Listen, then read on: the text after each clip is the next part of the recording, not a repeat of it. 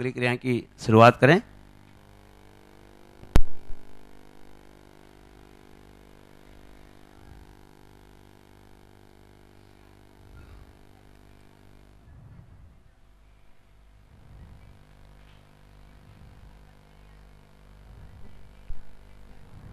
मांगलिक क्रिया के लाभार्थी से मैं निवेदन करता हूं, कृपया साथ भेंट दीजिए। साथ देवास से श्री शुभम जी बेरावा देवास परिवार एवं डॉक्टर ऋषभ रागिनी जैन सागर मनोज जैन मुंबई, कृपया आवे साथ भेंट करें। आ जाइए, आइए डॉक्टर साहब आइए।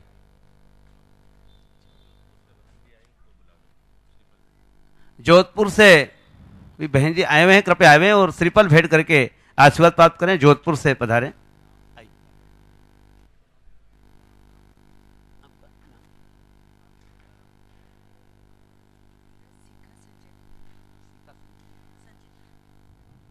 जोधपुर से श्रीमती शिखा,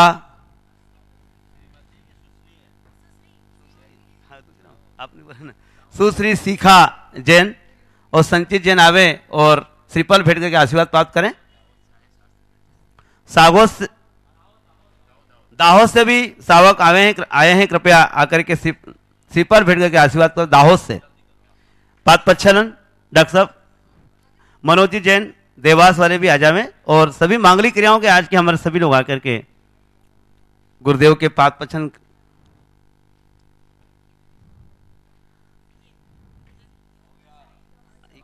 आ जाओ सब, आ जाओ, आ जाइए। मुझे उतारो भैया।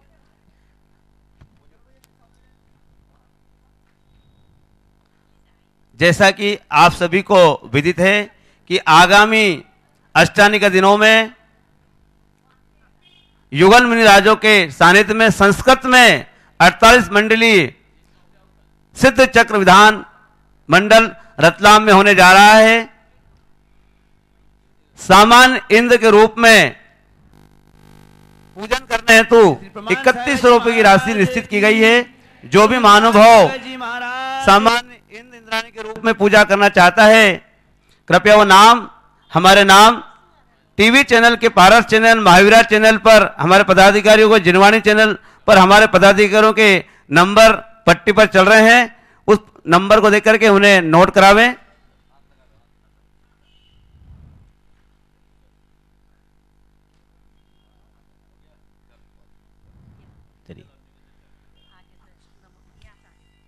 रतलाम स्वर्ण नगरी के लोकेन भवन में उपस्थित सभी धर्मालिम बंधुओं एवं जिनवाणी चैनल, पारस चैनल, महावीरा चैनल के माध्यम से सुन रहे सभी श्रोताओं की ओर से मैं मुनिश्री से त्रिकाल नमोस्तु करते निवेदन करता हूं, हे भगवान आप अपनी वाणी से हमें धन्य करें। नमोस्तु, नमोस्तु गुरुदेव, नमोस्तु।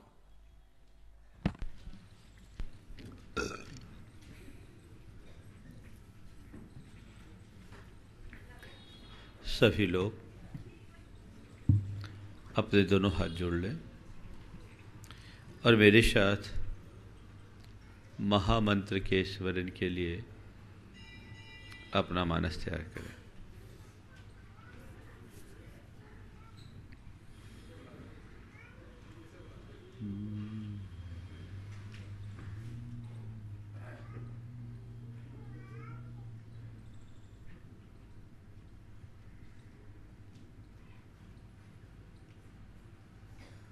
नमो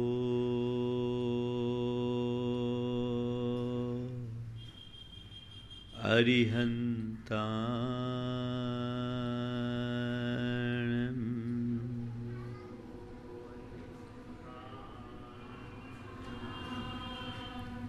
नमो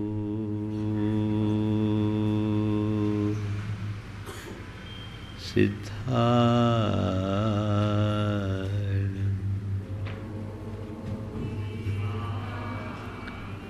नमो आयरियाणं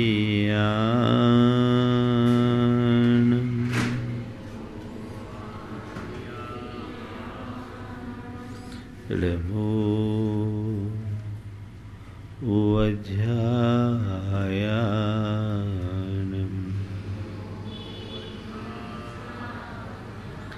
रमोलोये सवशाहुनम्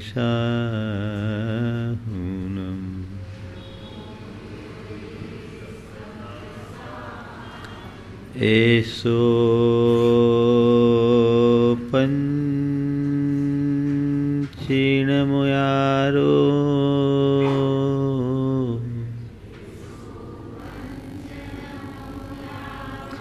सवपावपनाशिनो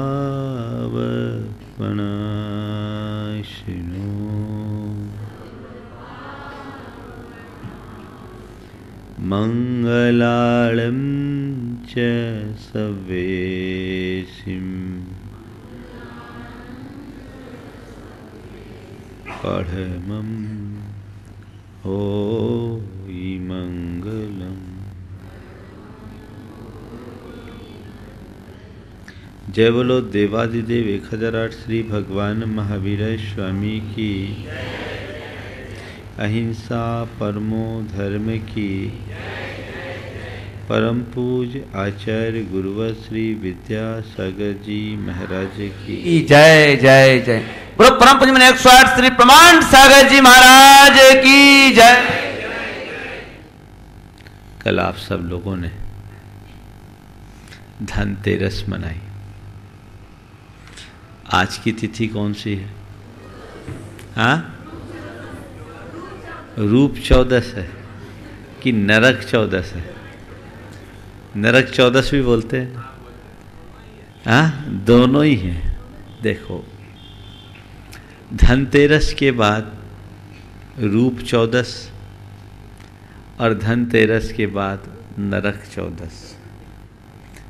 मुझे ऐसा लगता है जिनकी त्रयोदशी धन में बीतती है उनकी चतुर्दशी नरक में बदलती है। धन हमारे जीवन के लिए एक आवश्यक साधन है, पर साध्य नहीं। जिसने धन को एक साधन के रूप में स्वीकार किया उसका जीवन धन्य हुआ, और जिसने धन को साध्य बना लिया उसका जीवन नरक बना। इसलिए धनतेरस के बाद नरक 14 की बात आई। रूप 14 कुछ लोग कहने लगे। मैंने सोचा कि ये 14 में नरक क्यों? तो मुझे समझ में यही आ रहा है कि धन की संग्रह में ज्यादा उलझोगे तो नरक तय। मरने के बाद नरक होगा सो होगा, जीते जी भी नरक हो जाएगा। नरक है क्या? जहां बेचैनी हो, व्यग्रता हो, संताप हो, आकुलता हो, कष्ट हो, पीड़ा हो, वो नरक है। मनोपरांत हम जिस नरक लोक में जाकर उसे भोगते हैं वहां का नरक है सो अपनी जगह है,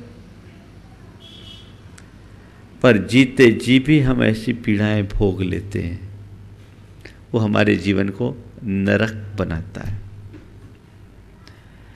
धनतेरस को लोगों का बड़ा उत्साह, पूरे बाजार सजे, लोगों ने अलग अलग तरीके से उपासना की।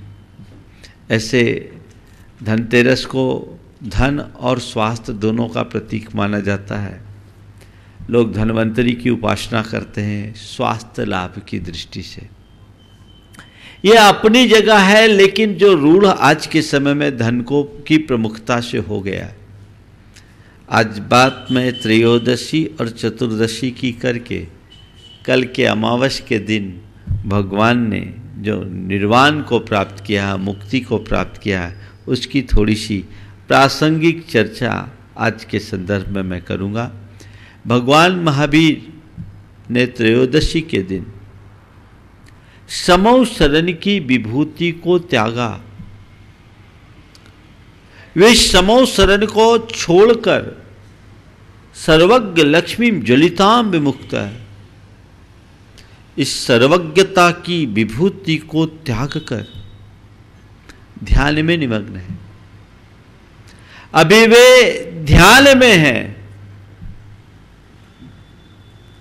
24 तीर्थंकरों में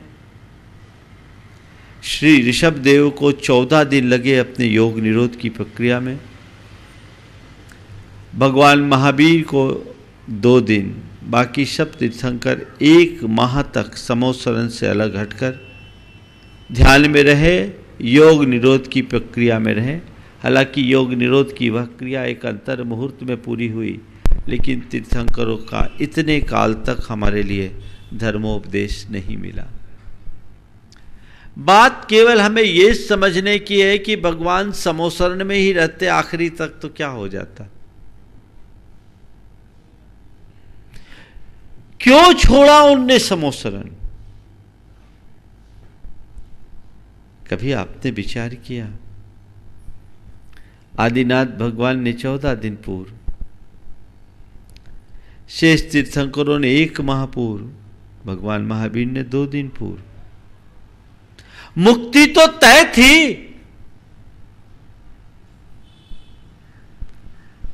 समोसरण में ही रहते, छोड़ा क्यों? यद्यपि हमारे केवली भगवंतों की कोई भी क्रिया बुद्धिपूर्वक नहीं होती, ये नियोग से होता है। लेकिन मन में सवाल आता है कि ऐसा नियोग दूसरे रूप में भी तो बन सकता था। एकाध भगवान ऐसा कोई नियोग देते, ऐसे किसी भगवान के साथ ऐसा नियोग बैठता कि वो समोसरण से ही निर्वाण प्राप्त कर लेते, उपदेश देते देते चले जाते। आज तक तो नहीं हुआ। उन्होंने छोड़ा है, भले वो नियोग तो छूटा, पर छूटा है, छोड़ा है। इसके पीछे एक बहुत गहरा संदेश है, एक गहरा संदेश है ओम। इसके पीछे एक गहरा संदेश है। वो संदेश क्या है? निर्वृत्ति की प्राप्ति के लिए तुम्हें सब कुछ से विमुक्त होना जरूरी है। समोसरण इस धरा की सर्वश्रेष्ठ विभूति के रूप में जाना जाता है, लोक की सर्वोत्तम रचना के रूप में समोसरण को देखा जाता है। इंद्र लोक का वैभव भी समोसरण के आगे फीका होता है। भगवान यद्यपि उससे किसी तरह से संबद्ध नहीं रहते, वे वीतराग है, समोसरण में रह करके भी वो उससे 4 अंगुल ऊपर अधर में रहते हैं, जो उनकी अलिप्तता और निष्प्रहता को प्रकट करता है। लेकिन समोसरण से विहार करना, समोसरण का परित्याग कर ध्यान के मार्ग में आरूढ़ होना हमें ये बताता है कि अगर चीजों को पकड़े रहोगे तो कभी तर नहीं सकोगे। भगवान ने तो वैभव छोड़ा और कल लोगों ने वैभव जोड़ा, सब ने कुछ न कुछ खरीदी की होगी। और फिर पंडित लोग ऐसा बता भी देते हैं कि आज ये करोगे तो ऐसा मिलेगा, वो करोगे तो वैसा मिलेगा। खरीदारी करो, मुझे उससे कोई दिक्कत नहीं, लेकिन जो आवश्यक है उसे खरीद रहे हो या गैर जरूरी चीजें खरीद रहे हो, एक। और किस मानसिकता से खरीद रहे हो? इसे खरीदने से मेरा घर बढ़ेगा, भरेगा? ये मानसिकता बदलने की जरूरत है। तो बात मैं आप सबसे कह रहा था, धन को तुमने जीवन में कौन सा स्थान दिया? साधन का या साध्य का? ईमानदारी से बोलो। हाँ, साध्य है ना? साध्य है तो नरक है, और साधन है तो जीवन धन्य है। पर मेरे कहने से ऐसा कुछ नहीं होने वाला। मेरे कहने की ये बात नहीं है। हमें अपने भीतर झांककर जांचने परखने की आवश्यकता है कि वाकई में मेरे जीवन में धन का स्थान क्या है। आप गृहस्थ हो, गृहस्थी के संचालनार्थ धन चाहिए, कोई निषेध नहीं। गुरुदेव ने लिखा है, वो गृहस्थ कौड़ी का नहीं जिसके पास कौड़ी नहीं। वो गृहस्थ कौड़ी का नहीं जिसके पास कौड़ी नहीं, और वो साधु कौड़ी का नहीं जिसके पास कौड़ी भी हो। वो गृहस्थ कौड़ी का नहीं जिसके पास कौड़ी नहीं, और वो साधु कौड़ी का नहीं जिसके पास कौड़ी भी है। एक की शोभा माया है राग रंग, और दूजे की शोभा काया है त्याग संग। गृहस्थ माया से शोभता है तो साधु काया से शोभता है। साधु की शोभा इस काया में है,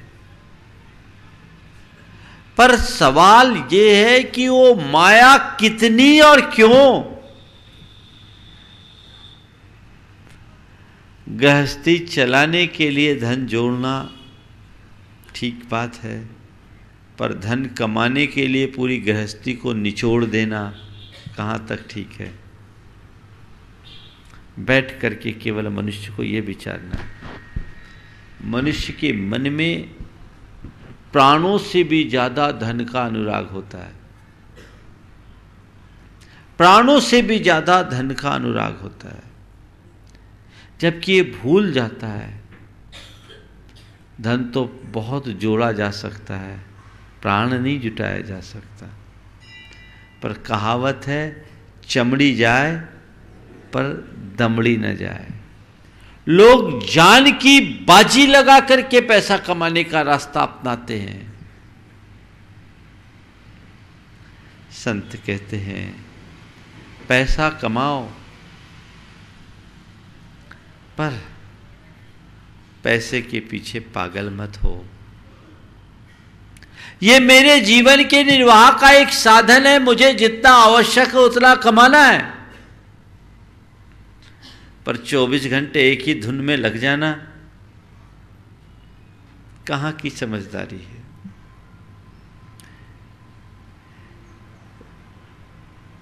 रोजी रोटी के लिए धन कमाना समझ में आता है, पर धन कमाने में इतने मगन हो जाना कि रोटी खाने का ही वक्त न मिले, कहाँ की समझदारी। और आप देखोगे ये समस्या गरीबों में कम है, पैसे वालों में ज्यादा है। गरीबों में ये समस्या कम है, पैसे वालों में ज्यादा है। गरीब तो मेहनत करके अपना पेट भरने की जुगाड़ करता और रोटी खाने का समय भी निकाल लेता है। लेकिन अमीर आदमियों को, जिनके पास कारोबार ज़्यादा है ना, वो इतने व्यस्त हो जाते हैं, इतने व्यस्त हो जाते हैं कि उनके पास खाने का भी वक्त नहीं होता। होता है ऐसा? ओवर बिजी क्यों, किसके लिए? संत कहते हैं, जरूरत के लिए कमाओ पर कमाने के लिए मत कमाओ। जरूरत तुम्हारी हो या अन्य की, जरूरत के लिए कमाना समझदारी है, पर केवल कमाने के लिए कमाना पागलपन है। ये समझ जिस मनुष्य के भीतर घटित हो जाती है वो कभी नहीं उलझता। एक बड़ा उद्यमी अक्सर घर लेट आता था। एक रोज 12 बजे रात को घर आया, आकर कहा जल्दी से खाना लगा। 12 बजे रात को आया, आके कहा जल्दी से खाना लगा। पत्नी ने बोला, ये कोई समय है आने का? 12 बज रहे। बोले बोल मत, मैं बहुत बिजी हूं, मुझे मरने की भी फुर्सत नहीं। बोल मत, मैं बहुत बिजी हूं, मुझे मरने की भी फुर्सत नहीं। रोज की बातों से पत्नी भी झल्ला उठी। पत्नी भी झल्ला उठी और उसने कहा ठीक है, मरना है तो थोड़े देर से मरना, मैं भी बहुत बिजी हूं, अभी मुझे रोने की फुर्सत नहीं।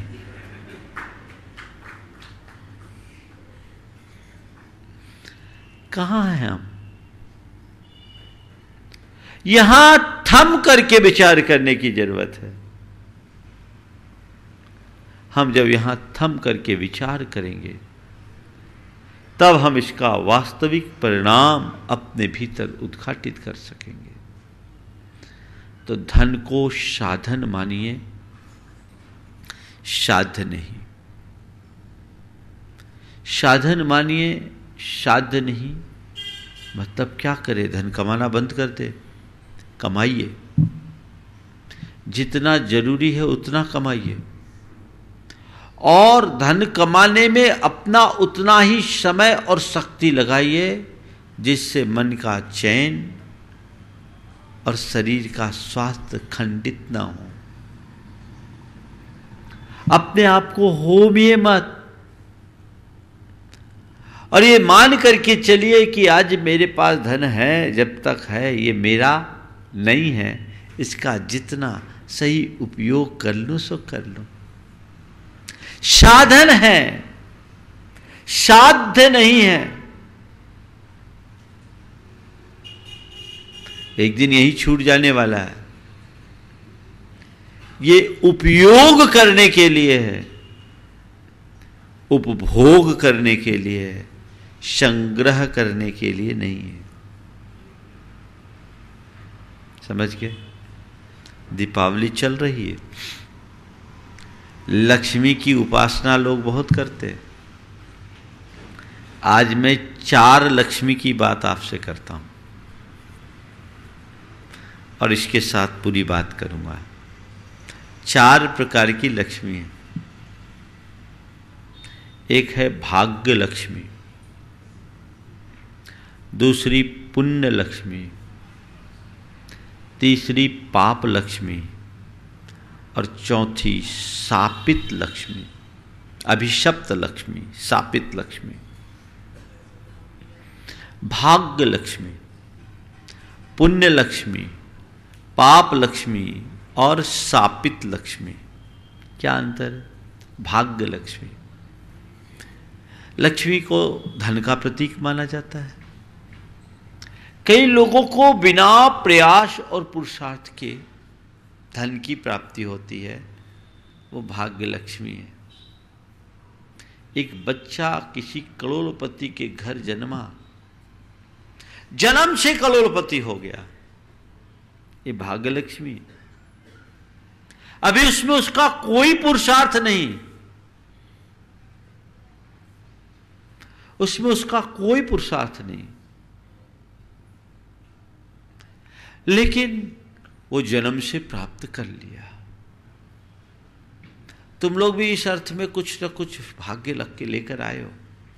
कोई यहां दीन दरिद्री के घर पैदा हुआ इंसान नहीं, कुछ न कुछ हमें मां बाप से विरासत में मिला। ये भाग्य लक्ष्मी है।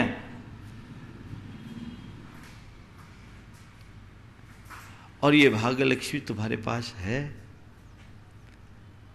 तो इसका उपयोग क्या कर रहे हो? कईयों का भाग्य जन्म से होता है, कईयों को अनायास कोई अवसर मिलता है और अचानक लॉटरी खुलने जैसी स्थिति हो जाती, वो भाग्य लक्ष्मी है। कई लोग बोलते हैं हमारे भाग्य में लक्ष्मी है या नहीं। बहुत सारे लोग आते हैं, हमारे भाग्य में लक्ष्मी है या नहीं। तो जितनी भाग्य लक्ष्मी तुम्हारी होगी वो मिलेगी, जो तुम लिखा कर लाए हो वो तुम्हें मिलेगी। तो भाग्य से लक्ष्मी पाया कोई बात नहीं, लेकिन ध्यान रखना, भाग्य से लक्ष्मी पाने वाले लोग बहुत मिल जाएंगे, पर लक्ष्मी पाकर भाग्य चमकाने वाले लोग बहुत विरले हैं। भाग्य से लक्ष्मी पाना बड़ी बात नहीं है, और उसमें तुम्हारा वर्तमान का कोई पुरुषार्थ नहीं है। लेकिन लक्ष्मी पाकर भाग्य को चमकाना, यह तुम्हारी उपलब्धि है। देखो, तुम्हारे पास क्या है? भाग्य से लक्ष्मी है ना आज, भाग्यहीन तो कोई नहीं है। उस लक्ष्मी को पाकर अपना भाग्य चमका रहे हो, या उस लक्ष्मी की चाकरी में लगे हो?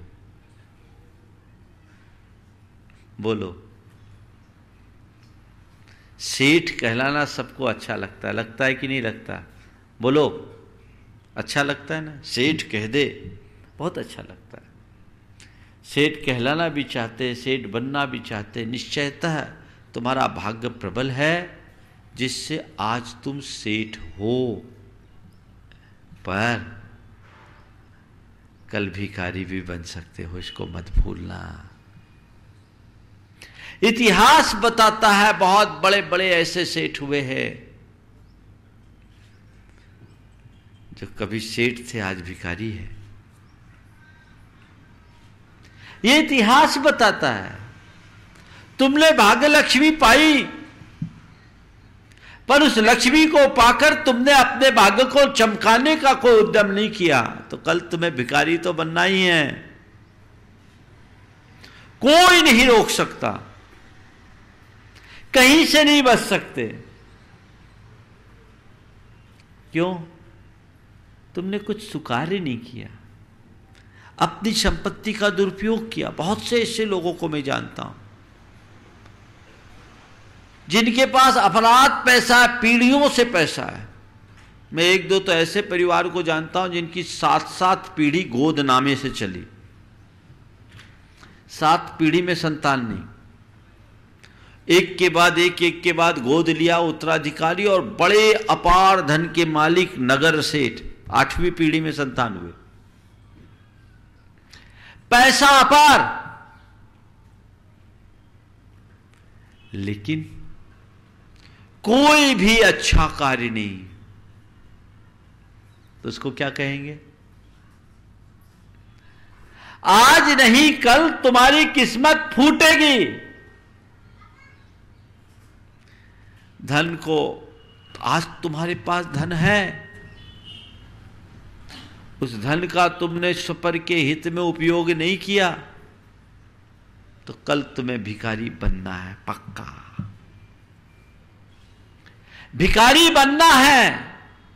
धन संपन्न होने के बाद भी जो अपना सदुपयोग करना नहीं जानते, वो भावी दारिद्र्य की व्यवस्था करते हैं। भविष्य में उनको दरिद्र बनना है, दीनहीन बनना है।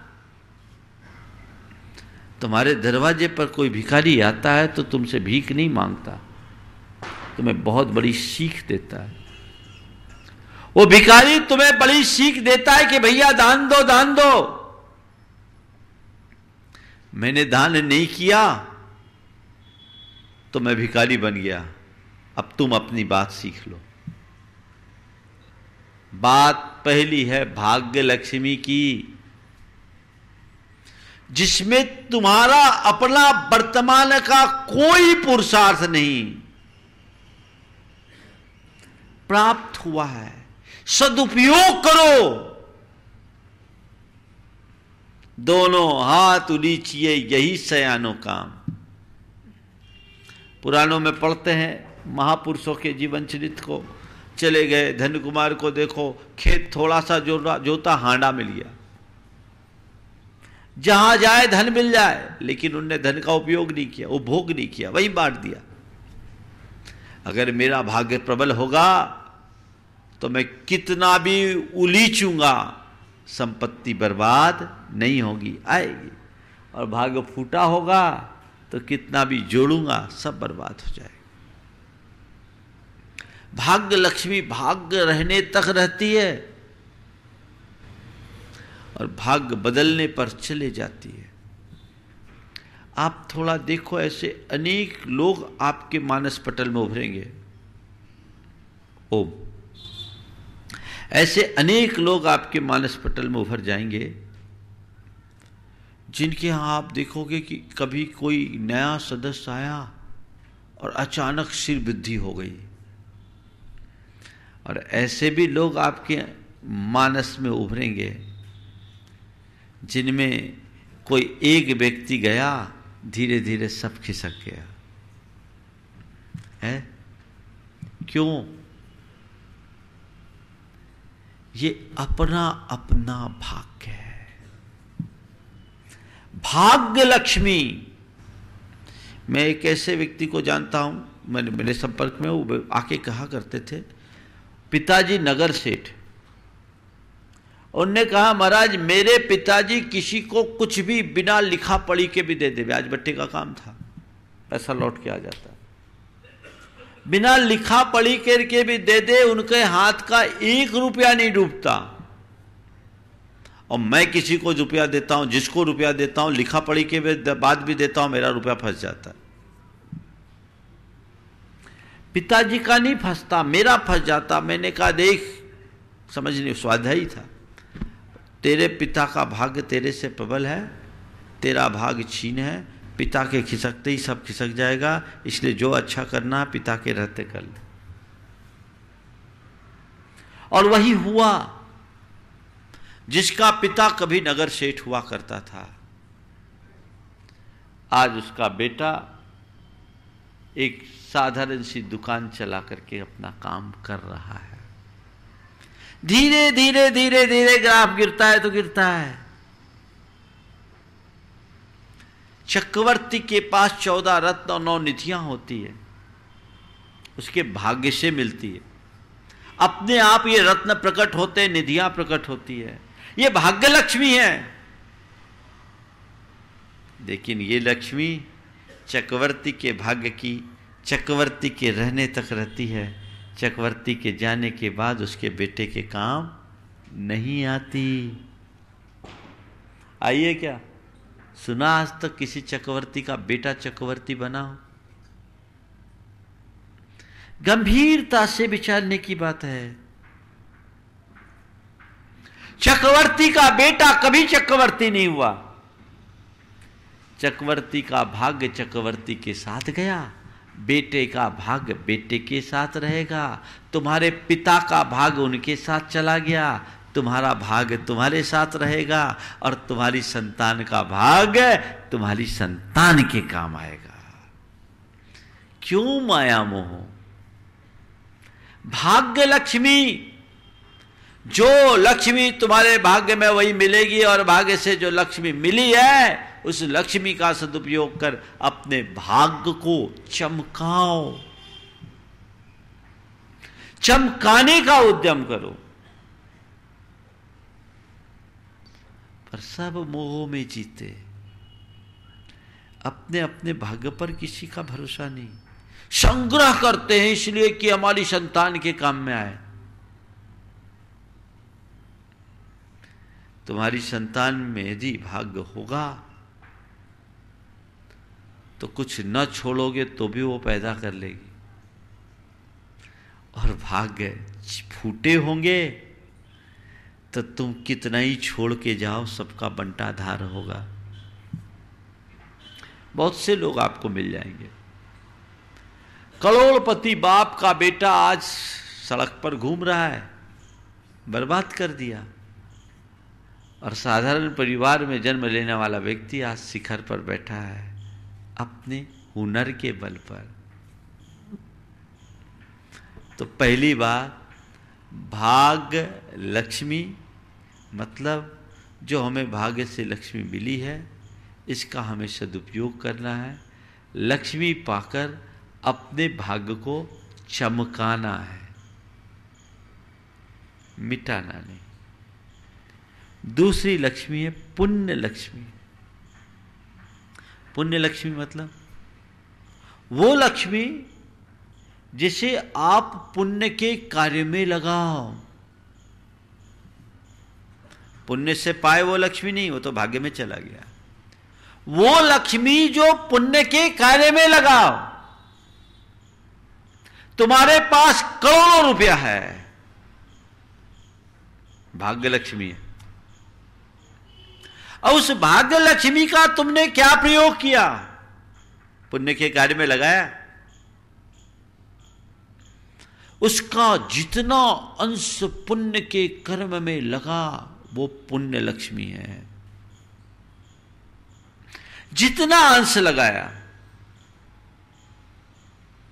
पुण्य के कर्म में लगाओ, उससे भविष्य में तुम्हारा भाग और बढ़ेगा। पुण्य में धन को लगाना एक प्रकार का निवेश है। कैसा निवेश? आज बहुत सारा इन्वेस्टमेंट आप करते हो, पर आपका इन्वेस्टमेंट मरने के बाद वेस्ट हो जाएगा, तुम्हारे काम में नहीं आएगा। तुम्हारे बाल बच्चों के काम में आ जाए बात अलग है। लेकिन पुण्य के कार्य में लगाना, सत्कर्म में लगाना एक ऐसा निवेश जो भव भवांतरों में काम आएगा, जो हमारे भाग्य को चमकाएगा, वो पुण्य का बीजारोपण है। पुण्य के कार्य में जब मनुष्य धन लगाता है तो उसके पुण्य की और अधिक अभिवृद्धि होती है और उसके बल से उसका भविष्य अच्छा होता है। अपने मन से पूछो, अपनी संपत्ति का कितना अंश पुण्य में लगाने का भाव होता है? बहुत थोड़ा। कोई निमित्त आ जाए, निकालते भी कई बार कहता है, मन में आता है 10 निकालो, फिर सोचते 5 में ही ठीक है, अच्छा 6 में निकाल दे, 7 में निकाल दे। क्यों? क्योंकि मनुष्य के हृदय में धन के प्रति आसक्ति प्रगाढ़ होती है और इस प्रगाढ़ आसक्ति का ये कुपरिणाम होता है कि वो निकालना चाहे भी तो नहीं निकाल पाता। बहुत धीमे धीमे थोड़ा थोड़ा निकलता है, बड़ी मुश्किल होती है।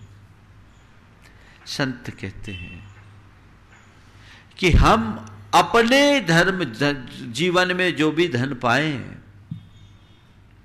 उसे पुण्य के कर्म में अधिक लगाओ तो पुण्य लक्ष्मी है। तीसरी लक्ष्मी है पाप लक्ष्मी, जो पाप के कार्य में लगाए और पाप करके पैदा किया जाए। नीति न्याय से जो धन अर्जित होगा वो पुण्य लक्ष्मी है। पुण्य कर्म में जो लगाओगे वो पुण्य लक्ष्मी है। पर अनैतिकता से, हिंसा से, हत्या से, शोषण से, मूल्यों को ताक पे रखकर बेईमानी पूर्वक विश्वासघात से अगर तुम पैसा कमाए हो तो पाप लक्ष्मी है एक, यानी उसका स्रोत ही पापपूर्ण है। और दूसरा, जो रुपया तुम पाप में खर्च कर रहे हो वो भी पाप लक्ष्मी है। पाप करके कमाना और कमा करके पाप करना, दोनों हमारे जीवन के पतन का मूल है। पाप लक्ष्मी, अपनी संपत्ति को पाप में लगाना, देखो कैसा मन होता है। व्यक्ति बुरे कार्यों में पैसा खर्च करने के लिए बहुत जल्दी उत्साहित रहता है। अच्छे कार्य में पैसा खर्च करने की इच्छा बहुत कम लोगों को।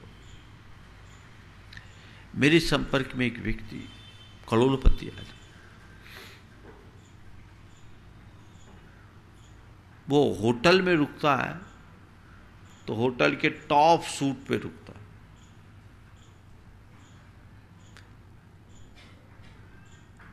मैं एक जगह था, वो रुका 4 दिन, वो अपना जन्मदिन मनाने के लिए आया। वहां से 150-200 किलोमीटर दूर था मैं। जिस सूट में रुका 90,000 रुपया दिन का सूट था उसका। ठीक है, पैसा है, रखे। 4 दिन का पूरा उसका ट्रिप था, लाखों रुपए खर्च किए। व्यक्ति जब दर्शन करने आया, उस व्यक्ति से लोगों ने, एक जीव दया का संस्थान चलता है बकराशाला, उसके लिए दान देने की बात की, थोड़ा सा सहयोग कर दो। उस आदमी ने 11,000 बोले। क्या हुआ? लाखों रुपए अपने शौक के लिए खर्च कर रहा है, और जो इतने हाई फाई होटलों में सूट में रुकते हैं, उनकी पार्टियों में क्या क्या होता होगा आप लोग अनुमान लगा सकते हैं। वहां लाखों रुपया बहाने को राजी, पर परमार्थ में लगाने का मन नहीं।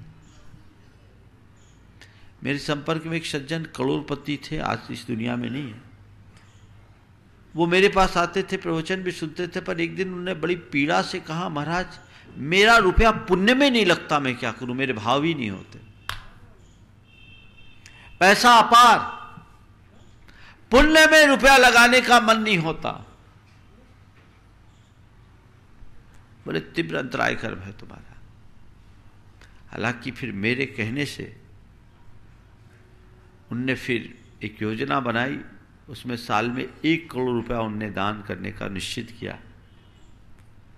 पर उसमें भी उनका जो 1 करोड़ रुपया में बहुत दबाव देने के बाद 10 लाख रुपया हमारे धार्मिक कार्यों में, बाकी सब इधर उधर के कार्यों में, जो चैरिटी के कार्यों में लगाया।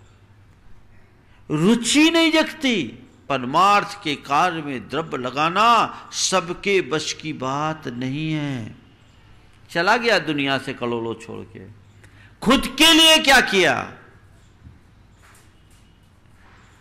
तो पुण्य लक्ष्मी का मतलब न्याय नीति से धन कमाना और अच्छे कार्य में लगाना, परमार्थ के कार्य में लगाना, देवगुरु धर्म के लिए लगाना, लोक हित में लगाना, मानवता की सेवा में लगाना, प्राणियों की रक्षा में लगाना।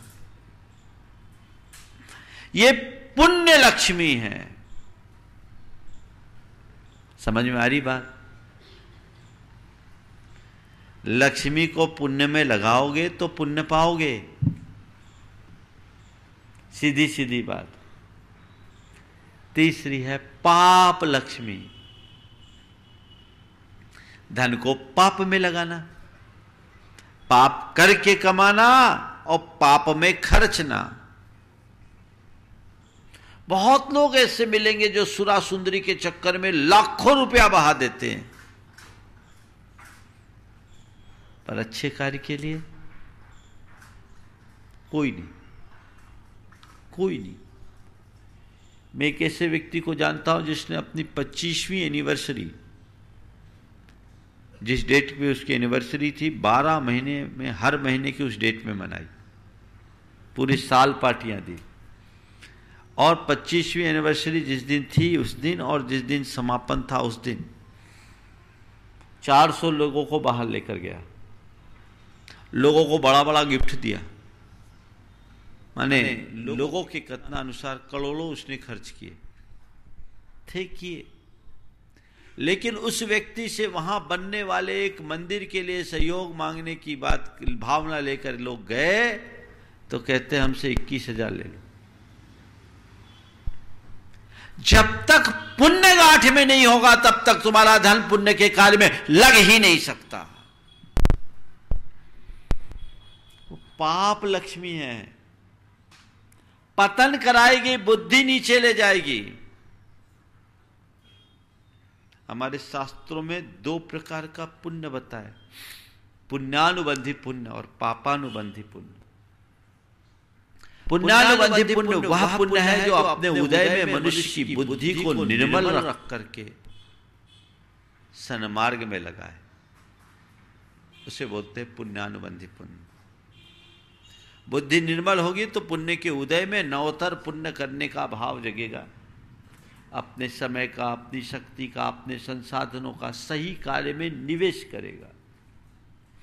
और पापानुबंधी पुण्य वह पुण्य जो अपने उदय में मनुष्य की बुद्धि को विकृत करके पाप में अनुरक्त कर दे और दुर्गति का पात्र बना दे। देखिए सद्दाम हुसैन के पास क्या कमी थी, कितना पैसा था, कितनी पावर थी, कितनी शक्ति थी, लेकिन क्या हुआ, कहां मरा, गुसल खाने में, है ना, गुसल खाना समझते हैं ना, हाँ, कहां मरा, टॉयलेट में जाकर मरा। जिसने टॉयलेट में भी सोने के नल लगा रखे थे, हीरे जड़वा रखे थे। लक्ष्मी तो थी, कौन सी लक्ष्मी थी, हाँ, पाप लक्ष्मी। पापानुबंधी पुण्य जिनका होगा उनकी दशा ऐसी ही होगी। अपनी दृष्टि दौड़ाओ, दो चार व्यक्ति ऐसे झलक जाएंगे कि देखो इनके अच्छे कार्य में रुपए निकलते ही नहीं है, अपराध, निकालने का भाव ही नहीं, चिपक के रहते हैं, छाती से चिपकाए रखते हैं, बड़ी मुश्किल, पाप में लगा देंगे, हाँ ले जाओ कोई दिक्कत नहीं। आज देखो फिजूल खर्ची कितनी होती, शादी विवाहों में, पार्टी शार्टी में, घूमने फिरने में, सैर सपाटे में, कितना खर्च। अब तो छोड़ो, तीर्थ क्षेत्र में भी जाएंगे तो खुद के रुकने के लिए बढ़िया कमरा लेंगे, सूट लेंगे, होटल में 10,000 और मंदिर में 100 रुपया। ये कहानी है तुम्हारी, वो तीर्थ क्षेत्र नहीं, तीर्थ यात्रा नहीं हुई तुम्हारी, वो एक प्रकार का पर्यटन हुआ। सुविधा, जहां सुविधाओं को त्यागना चाहिए और कष्ट सहना चाहिए, वहां भी चूंकि अब आजकल ऐसी सुविधाएं मिलने लगी है तो लोग उसी को प्रमुखता देने लगे। सोच हमारी होनी चाहिए, ठीक है तुम्हें वहां खर्च करना करो, तुम्हारे पास पैसा, अधिक से अधिक सुविधा का प्रयोग करो, पर ये तो सोचो कि मैं अपने लिए क्या खर्च कर रहा हूं और परमार्थ के लिए क्या लगा रहा हूं। हमेशा परमार्थ के लिए ज्यादा लगाओ, अपने लिए कम खर्च करो। ये सोच होनी चाहिए। भारत की संस्कृति की यही विशेषता रही। लोग बहुत बड़े बड़े श्रेष्ठी हुए इस देश में, लेकिन वे सारे श्रेष्ठी पूरी मानवता के लिए आदर्श बने। अपने लिए जोड़े हुए धन का उनने हमेशा सदुपयोग किया, चाहे भामा शाह की बात हो, चाहे जगड़ू शाह की बात हो। वक्त आया तो सब खोल दो।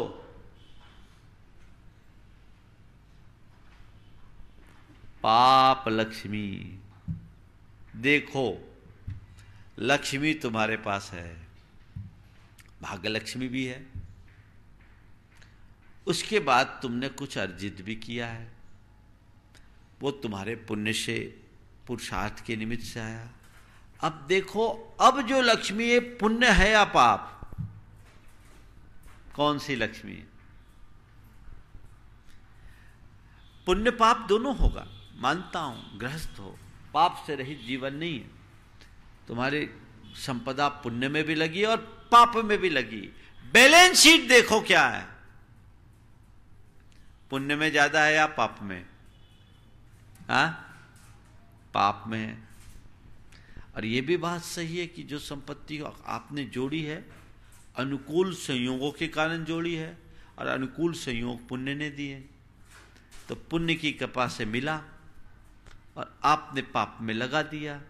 एक सवाल करते हैं, रामलाल से पैसे लिए, श्यामलाल को दे दिया, दोबारा रामलाल पैसा देगा? बोलो, कोई रामलाल से पैसा ले और वो पैसा श्यामलाल को दे दे जिसको रामलाल पसंद नहीं करता। एक और बात, रामलाल से पैसा ले और श्यामलाल को पैसा दे जिसे रामलाल कभी पसंद नहीं करता। अब वो व्यक्ति दोबारा रामलाल के पास कुछ लेने जाएगा, मांगने जाएगा, तो रामलाल क्या करेगा? धक्का देकर, बोलो, है ना? समझ में आ रही बात? किसके उदय से तुम्हें धन संपत्ति मिली? हाँ, पुण्य के उदय से। तो पुण्य से तुम्हें संयोग मिले, उस पैसे का तुमने पाप में प्रयोग किया, तो अब पुण्य तुम्हारा साथ देगा?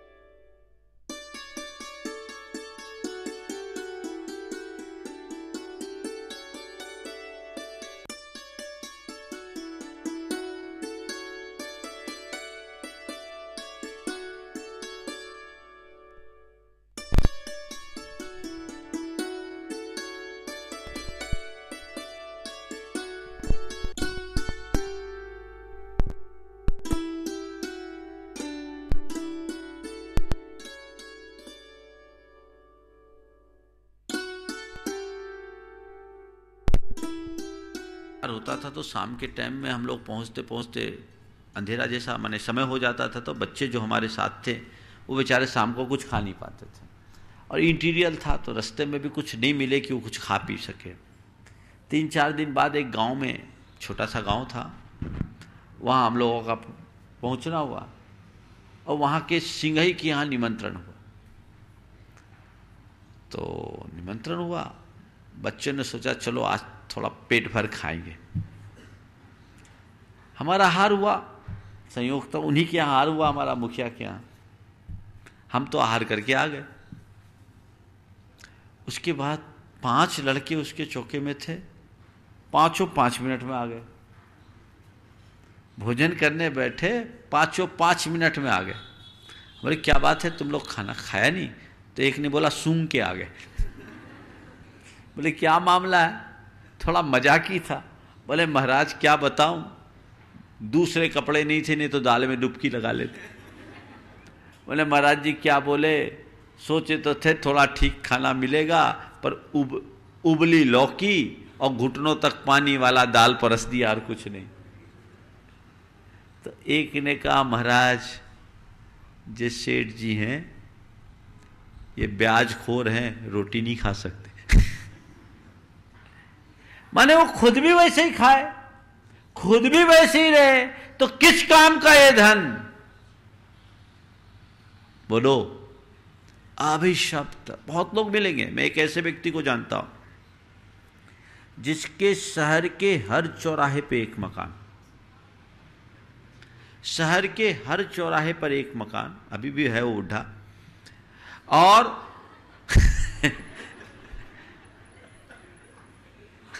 है अब बुजुर्ग हो गया, काफी हो गया, हर चौराहे पे एक मकान समझ गए।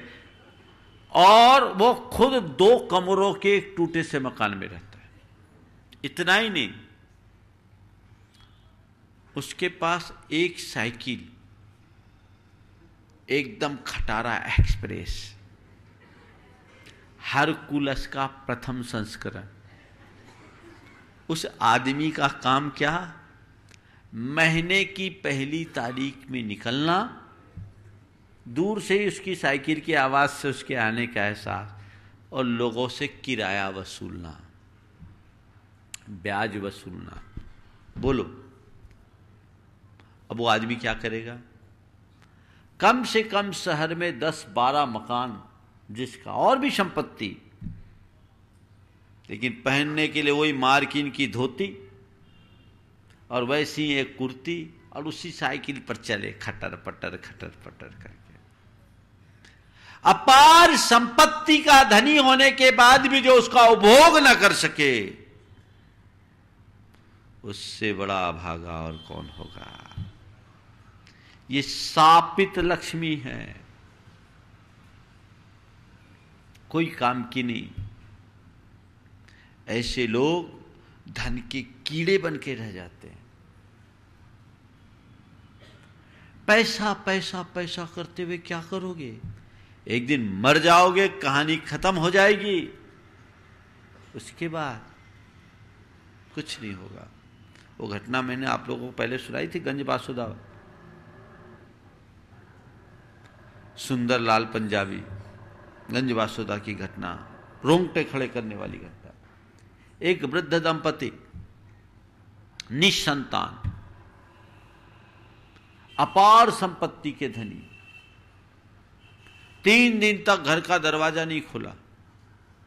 लोगों को आश्चर्य हुआ, बदबू आने लगी।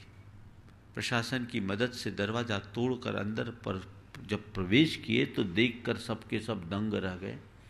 दोनों वृद्ध अपनी पूरी संपत्ति फैलाए हुए।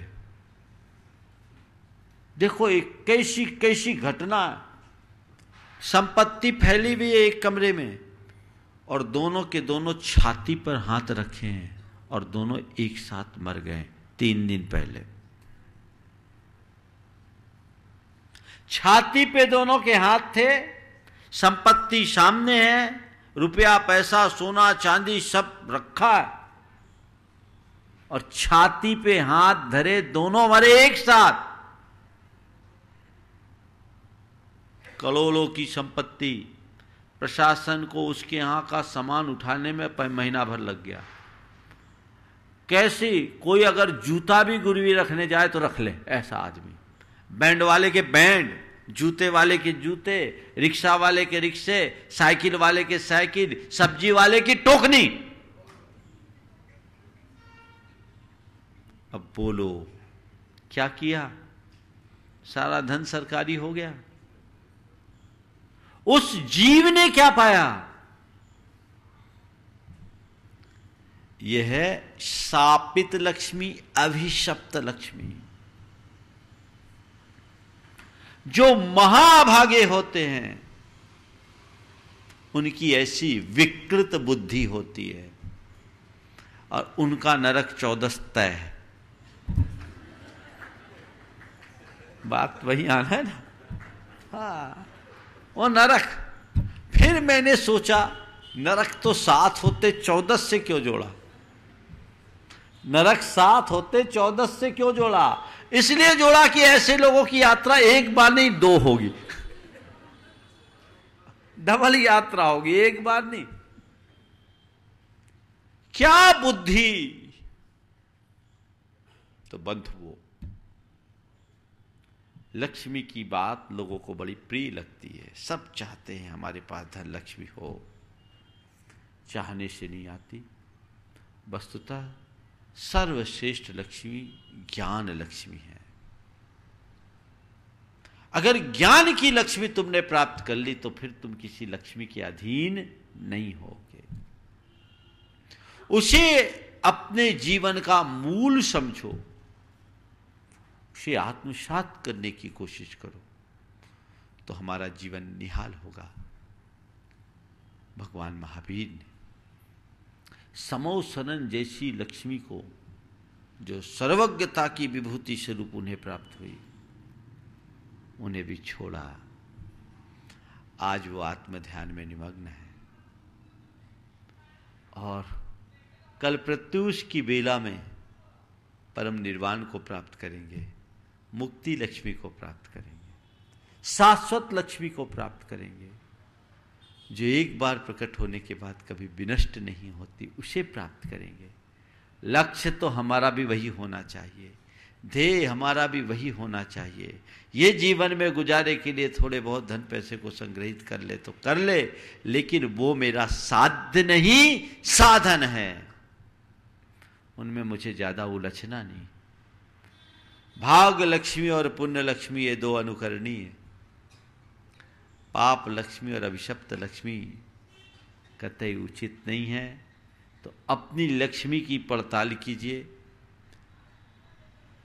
धन पाकर के जीवन को धन्य बनाइए, अच्छे कार्य में लगाकर। केवल प्रार्थना करने से पैसा नहीं आता, सदुपयोग करने से पैसा आता है। समझ गए? तो आज लोग लक्ष्मी की उपासना करेंगे, रात भर, कल भी करेंगे, आने वाली नहीं। एक कहानी सुना करके बात का उपसंहार करूंगा। एक सेठ था, अपार धन का मालिक था, नगर सेठ था, लेकिन उसमें उसकी उतनी प्रतिष्ठा नहीं थी। पर बगल के नगर के सेठ की बड़ी ज्यादा प्रतिष्ठा थी। एक दिन उसने सोचा नगर सेठ मैं भी, नगर सेठ वो भी, पर उसको हर कोई चाहते, उसकी इतनी प्रतिष्ठा, मुझे कोई नहीं पूछता क्या मामला है, जबकि पैसा उससे ज़्यादा मेरे पास है, कम नहीं है। एक दिन वो चला गया उसके पास, बोला भाई तुम्हारी इतनी प्रतिष्ठा और इतना रसूख, इसका कारण क्या है? उसने कहा आप रुको बताते हैं। दोनों रात एक ही कमरे में रुके। देखता क्या है कि रात के 12 बजे एक षोडशी युवती कक्ष में प्रवेश करती है और सेठ के पांव दबाने लगती। आगंतुक सेठ को बड़ा अटपटा लगा, बोला मैं तो इसे बड़ा इज्जतदार आदमी समझता था, पर यह तो पूरा अय्यास निकला। रात के 12 बजे एक किसी युवती से पैर दबवाना इस बुढ़ापे में, और वो भी दूसरों के सामने। उसकी नींद उड़ गई और सेठ मस्त सो रहा, और वो पांव दबा के कब चले गई उसको पता ही नहीं। सुबह उठते ही उसने पूछा क्या बात है, रात में कौन लड़की आती? बोले आई थी क्या? बोले हाँ आई। बोले आती है, वो तो रोज आती है। बोले कौन है? मानती नहीं, मैं क्या करूं?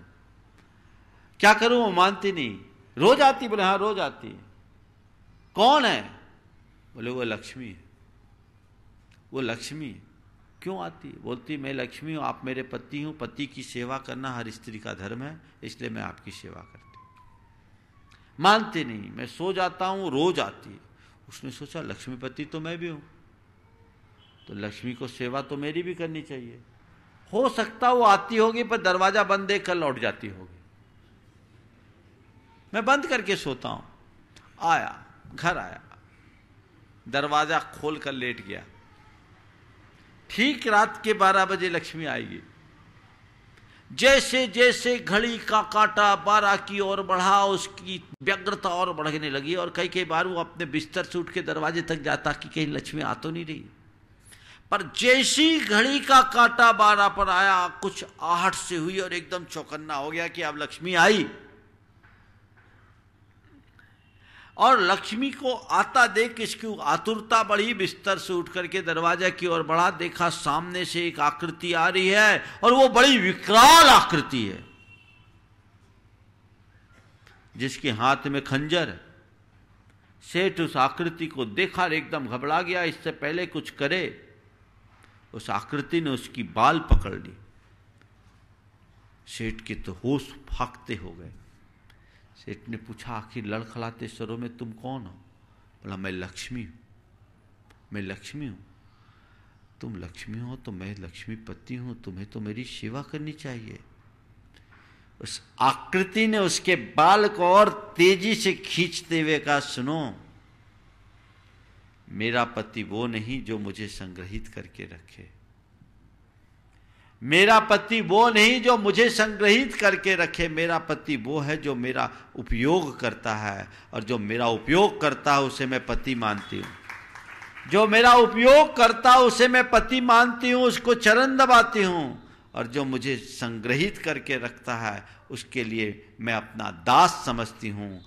पति के लिए सेवा है और दास के लिए खंजर, कह के उसके गर्दन पर खंजर चला दी। वो वहीं ढेर हो गया। कहानी काल्पनिक है, लेकिन इसका तथ्य बड़ा सत्य है। हम समझने की कोशिश करें।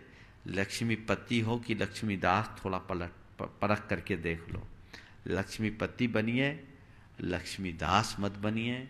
और वो तभी हो जब आप पुण्य लक्ष्मी के धनी होंगे। ये धनी बनेंगे तो हमारा जीवन धन्य होगा। आज की इस दीपावली के पूर्व प्रसंग में चूंकि सब लक्ष्मी लक्ष्मी लक्ष्मी लक्ष्मी की रट लगाए हैं, बंधुओं ज्ञान लक्ष्मी की उपासना करो। ये तो आनी और जानी है, जो है वो तुम्हारे पास कम नहीं है, और आ जाए कितना भी आ जाए उसका कोई अंत नहीं है। इसलिए धन पाइए, जीवन को धन्य बनाइए। धनांध बनने की कोशिश कभी मत करें। ये कोशिश, ये भावना हमारी होनी चाहिए। मंगल भावना अभी पढ़ेंगे। कल भगवान का निर्वाण महोत्सव है। प्रातःकाल यहाँ भगवान के निर्वाण कल्याण का आयोजन होगा। 7 बजे से रखा, 6:30 बजे शांति धारा, उसके बाद निर्वाण लाडू। 7 बज जाएंगे, 7 बजे ही मिलेंगे। 8:20 से जो हमारा प्रवचन होता है, प्रवचन होगा, और उसके उपरांत कल भगवान का निर्वाण महामहोत्सव निर्वाण कांड के माध्यम से। आज हम लोगों का उपवास है।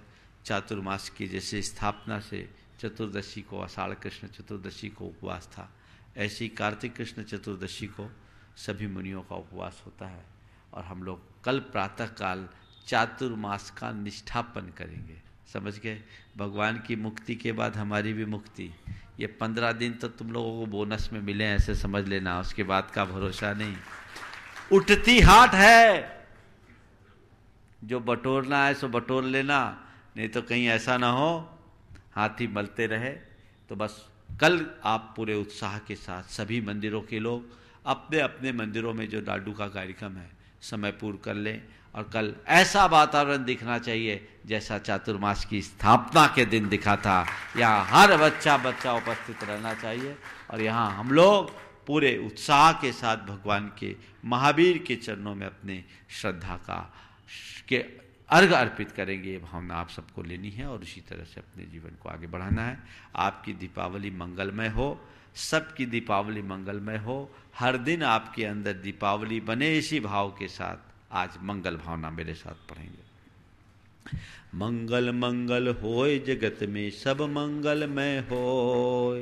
मंगल मंगल होय जगत में सब मंगलमय होय। इस धरती के हर प्राणी का मन मंगलमय होय। इस धरती के हर प्राणी का मन मंगलमय होय। कहीं क्लेश का लेस रहे ना दुख कहीं भी हो। कहीं क्लेश का लोस रहे ना दुख कभी होय। मन में चिंता भय न सतावे रोग शोक नहीं हो। मन में चिंता भय न सतावे रोग शोक नहीं हो। नहीं बैर अभिमान हो मन में क्षोभ कभी नहीं हो। नहीं वैर अभिमान हो मन में क्षोभ कभी नहीं हो। मैत्री प्रेम का भाव रहे नित मन मंगलमय हो। मैत्री प्रेम का भाव रहे नित मन मंगलमय हो। मंगल मंगल होय जगत में सब मंगलमय हो। मंगल मंगल होय जगत में सब मंगलमय। इस धरती के हर प्राणी का मन मंगलमय हो। धरती के हर प्राणी का मन मंगलमय हो। मन का सब संताप मिटे अरु अंतर निर्मल हो। अंतर उज्ज्वल हो। मन का सब संताप मिटे और अंतर उज्ज्वल हो। राग देश और मोह मिट जाए आत्म निर्मल हो।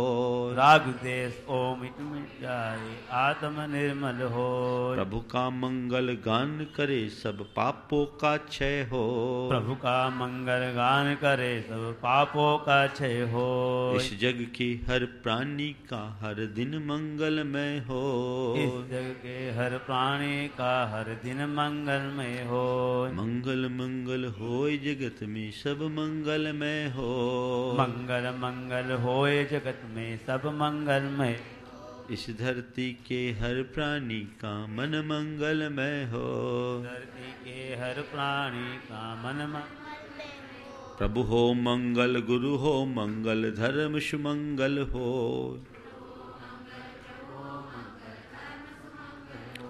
मात पिता का जीवन मंगल परिजन मंगल हो। मात पिता का जीवन मंगल परिजन मंगल हो। जन का मंगल गण का मंगल मन का मंगल हो। जन का मंगल गण का मंगल मन का मंगल हो। राजा प्रजा सभी का मंगल धरा धर्ममय हो। राजा प्रजा सभी का मंगल धरा धर्ममय हो। मंगल मंगल होय जगत में सब मंगलमय हो। मंगल होय जगत में सब मंगलमय हो। इस धरती के हर प्राणी का मन मंगलमय हो। इस धरती के हर प्राणी का मन मंगलमय हो। मंगलमय हो प्रात हमारा रात सुमंगल हो। मंगलमय हो प्राप्त हमारा रात सुमंगल हो। जीवन के हर क्षण हर पल की बात सुमंगल हो। जीवन के हर पल हर क्षण की बात सुमंगल हो। घर घर में मंगल छा जावे जन जन मंगल हो। घर घर में मंगल छा जावे जन जन मंगल हो। इस धरती का कण कण पावन ओ मंगलमय हो। इस धरती का कण कण पावन ओ मंगलमय हो। मंगल मंगल होय जगत में सब मंगलमय हो। मंगल मंगल होय जगत में सब मंगलमय हो। इस धरती के हर प्राणी का मन मंगलमय हो। इस धरती के हर प्राणी मंगलमय होय। सब जग में मंगल बढ़े मंगल बड़े टले अमंगल भाव। टले अमंगल भाव। है हमारी यह भावना ये प्रमाण की भावना सब में हो सद्भाव। सब में हो सद्भाव। जय बोलो परम पूजाचार्य गुरुवर श्री विद्यासागर जी महाराज की जय जय जय।